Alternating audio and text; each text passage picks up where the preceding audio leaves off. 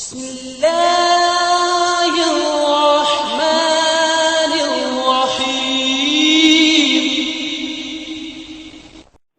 السلام علیکم ورحمۃ اللہ وبرکاتہ.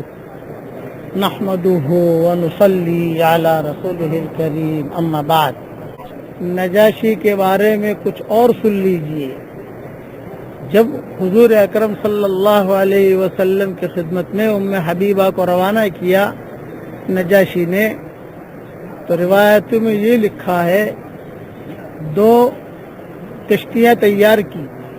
ایک میں ام حبیبہ کو بٹھایا اور دوسری میں اپنے بیٹے کو بٹھایا، اور بیٹے کے ساتھ بہت مال دیا تاکہ حضور صلی اللہ علیہ وسلم کی خدمت میں ہدیے میں پیش کرے. لیکن خدا کا کرنا ایسا ہوا کہ ام حبیبہ والی کشتی یہ مدینہ منورہ یہ لوگ پہنچ گئے، لیکن نجاشی کا جو بیٹا تھا اس کا جہاز رستے میں ڈوب گیا، وہ مدینہ منورہ نہیں پہنچ سکا. جب اس کی خبر حضور صلی اللہ علیہ وسلم کو ملی تو اس کا بھی آپ پر بہت اثر ہوا. کبھی نجاشی نے میری خدمت کے لیے اپنے بیٹے کو بھیجا تھا، مال لے کر بھیجا، لیکن وہ منزل تک پہنچ نہیں سکا.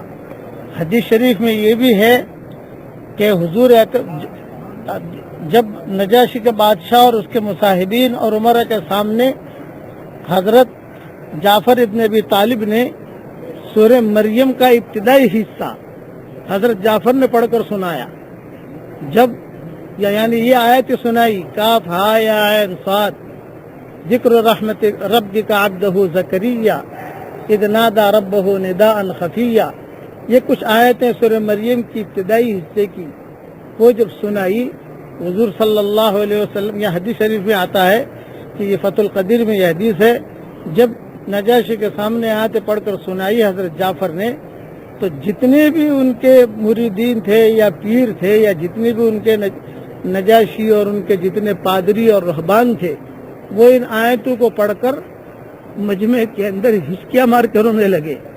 اور حدیث شریف میں یہ بھی ہے، کتابوں میں یہ بھی لکھا ہے کہ سب کی داڑھیاں آنسو سے تر ہو گئی. اور نجاشی نے، بادشاہ نے کھڑے ہو کر زور سے کہا کہ یہ قرآن اور حضرت عیسیٰ علیہ السلام جو لے کر آئے ہیں یہ سب ایک ہی مشعل کی کرنیں ہیں، یعنی ایک ہی اللہ کی طرف سے یہ چیزیں اتری ہیں. ان چیزوں نے اس کے دل میں بہت اثر کیا، نجاشی کے دل میں.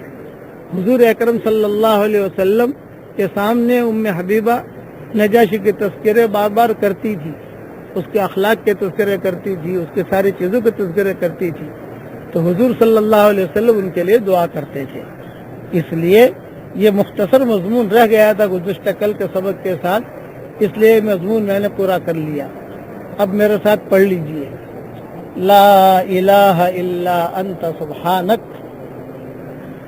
انی کنت من الظالمین.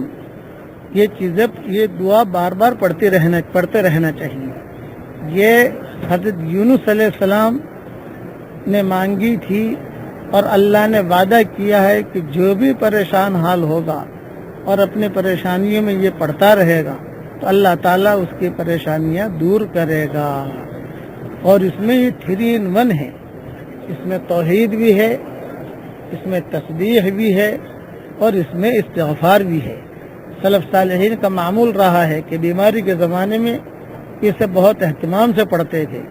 اور یہ بھی ہے کہ جس آدمی کا انتقال کا وقت قریب ہو، کچھ نہ کچھ پڑھ سکتا ہو تو یہ پڑھتا رہے، بس لا الہ الا انت سبحانک انی کنت من الظالمین.